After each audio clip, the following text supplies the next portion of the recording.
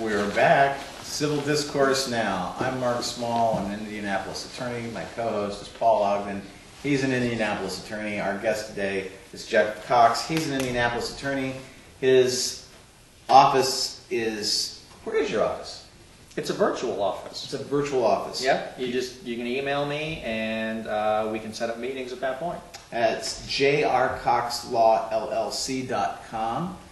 We are shooting this. I don't. That's another thing. What do they call it now? This isn't filming.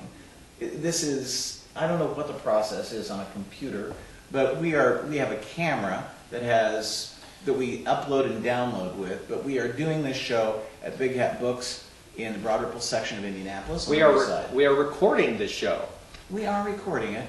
It's 6510 Cornell. It's just north of the Brew Pub, just north of 65th Street, next to the Monon Trail. If you're familiar with the Indianapolis area, you know where Broad Ripple is, and you know where the Monon Trail is. It's like a bike trail, hiking trail, stuff like that. They have a great selection of books. Amongst their books, Christopher Hitchens' arguably essays by Christopher Hitchens. It's going to be one of the top 5 in New York Times nonfiction for this year. Also, they have space here to rent if you have a birthday, a celebration, something like that. I don't know if they do a wake, or I'm sure that they... I don't know. I'm not touching that one. Okay. Not touching it. Not going to touch it. Also, there's kind of a gallery on the second floor of the bookstore here, and the G.C. Lucas Gallery is displaying artwork there. Some really kind of neat stuff. Some of the artists' work are Lorraine Sack, Karen Chevalier-Smith, and Red Rohall. So if you get a chance, Big Hat Books has really neat books here. They got good artwork upstairs, and it's a good place. It's local business. We aren't getting paid anything to do these ads. We're just really trying to help local people. Do they have anything on the Ponzi scheme? Yes, as a matter of fact, they do. They have Crime Pays by Mark Small, me. A novel. It's a fictionalized account of a Ponzi scheme in the 1960s. Where is it on the New York Times listing? Oh, you are an asshole. I didn't start this. I did not start this one. Oh, no, that's true. But speaking of getting into it, let's get into it. About just a moment ago, we were talking about burglaries, and you're right. There have been home invasions where people have gone in and robbed people. But I think percentage-wise, overwhelmingly, the burglars that I've represented don't want people to be home. Oh, and that's correct. It's just the point is you don't want to face an armed adversary. And understood. That goes for international affairs too.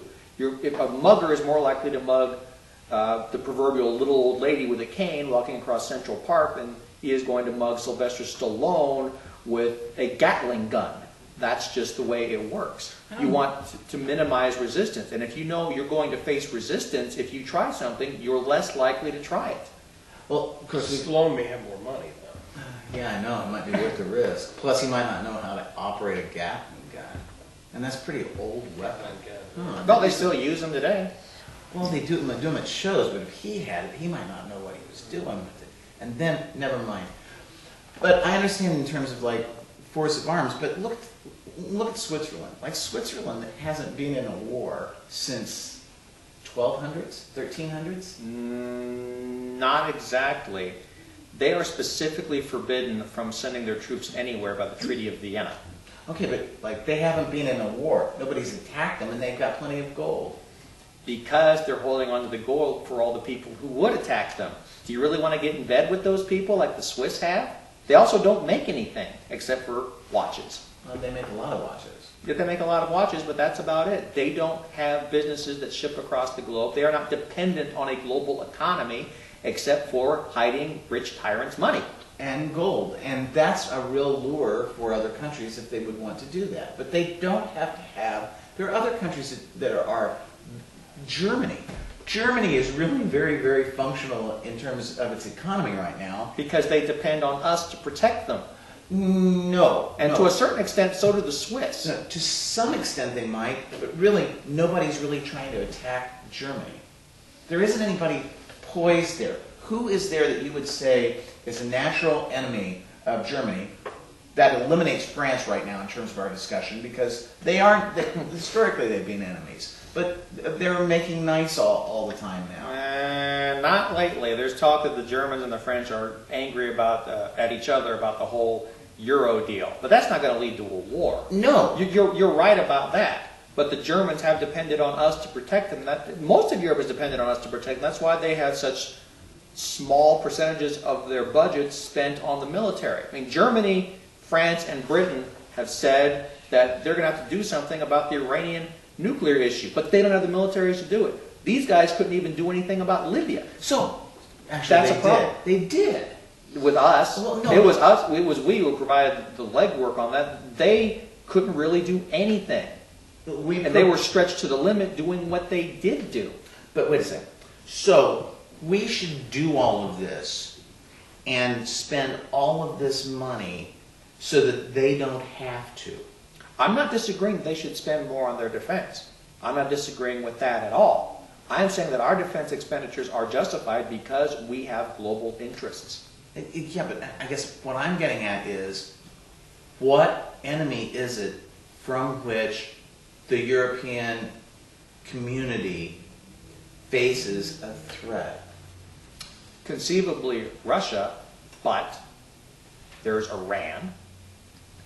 But that would be that's going over the borders to go to a country that's not posing an offensive threat. Iran to, is posing an offensive threat. not to Europe. Yes, they are. Have they said we're going to invade Europe? They've said that they plan on nuking anyone who tries to stop them. And they're developing the missiles and developing the nuclear weapons to do it. When did they say that we're going to nuke anybody who tries to stop us? Regularly. They want to nuke Israel, and they've told Europe repeatedly, you don't want to get involved in this, Europe. You just don't. Their missiles can reach Europe, even right now, and they're developing longer ones. I don't know that they've threatened to attack Europe. I'd have to see. They've threatened to attack Europe, and they've got terrorist cells all over Europe. Well, That's how they normally operate. They also have a very vibrant community in Iran that's trying to wrest control of the country. I understand that, and we should be supporting that. And this is another mistake by Barack Obama in that he has refused to support them. No, see, the problem goes back to 1954, Jeff, when we supported the overthrow of a democratically elected government in Iran. That was Mossadegh was elected, and he So wanted because we did something in the 1950s, we can't do anything today. Is No. that your logic? No, if you'll let me continue my thought. See, what happened then was we put the Shah into power. The Shah was a dictator that killed people and was really, really nasty. And the Iranian people hated him so much and identified him with us so much because he said, "I'd like to thank Elliot Roosevelt for putting me in this position." That when the Iranian people overthrew the Shah in '79, they put a lot of blame on us. Now that sticks to us because what we did then, we violated principles of the Declaration of Independence for short-term interests in oil, and the Shah turned around and screwed us on oil.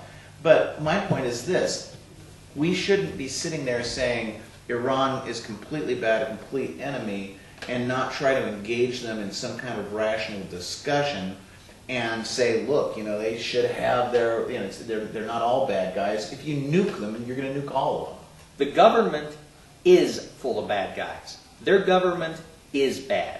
Their government is evil. Their government is far worse than the Shah ever was. Their government, the Shah Secret Police, the Savak, the mullahs took the Savak into their government entirely. They just have the Savak working for different people now. The Iranian government is evil. They don't want peace. They don't want to talk to us except to fool us into letting them get away with nuclear weapons and nuclear missiles. They are not friendly. They are not rational. They need to be deposed. And if we can help the Iranian people do that, so be it. But just because we did something wrong in the 1950s doesn't mean that we shouldn't try the same thing now that's got a good chance of success of deposing a malevolent government that is categorically evil.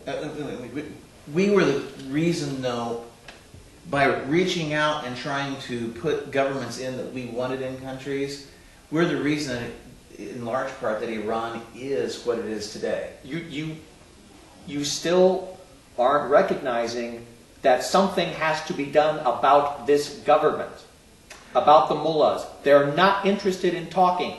They're not interested in reaching an accommodation with us. But see, the people in the streets have a way of taking their government back.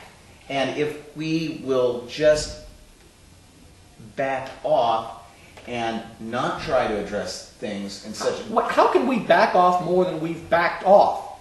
We've basically told the Green Movement in Iran, we don't care about you. We want to negotiate a deal with these mullahs. Of course, the mullahs are not interested in a deal. They're just talking with us to fool us. The Green Movement has asked for our help, and they're not getting it. Obama has specifically rejected them. They could have toppled the mullahs in 2009, except we did nothing. We have special forces on the ground in Iran. We have the planes. Drones. Drones. Yeah. We got the drones. I didn't even know that we had drones that look as spiffy as the one that they shot down last week. Yeah, why don't we have those Imperial probe droids? Because they had self-destruct mechanisms. Han Solo said so. Well, and we're getting to that point where everything is just mechanized and flying around. And the probe droids look really cool. You know, they have those little arms sticking down from them, and they make noises and stuff. Yeah, a lot like Daleks on Doctor Who, but that was a different... Didn't watch Doctor Who. I don't know. But we are involved militarily in Iran, and we're doing things there right now. And Such as? having our aircraft fly over in their airspace. Wow, having a stealth aircraft fly over their airspace. And that's not confirmed, by the way. We don't know what that aircraft was doing. They shot it down. That doesn't send a message. Iran has kidnapped people from across the border before. We don't know that thing was even in Iran. Okay, we haven't denied it to the best of my knowledge, and that is an act of war. To have an intelligence gathering military plane overfly one's own territory. So was Iran killing our troops in Iraq. So was Iran having a part in attacking our embassies. So was Iran seizing the U.S. embassy in 1979, and Carter did nothing. No one has done anything about these mullahs for 40 years. They just keep turning the other way, looking to engage them, and the mullahs are not interested in engagement. They should be removed from power. And if the people won't do it, we should do it ourselves. Okay, and if we do it ourselves, it's not going to work because we will be imposing our government on Iran. And that goes back to the central theme of our show today, which is that we've overstepped the bounds of militarism around the globe. Let's go to another region. We've looked at Europe, Middle East. Paul?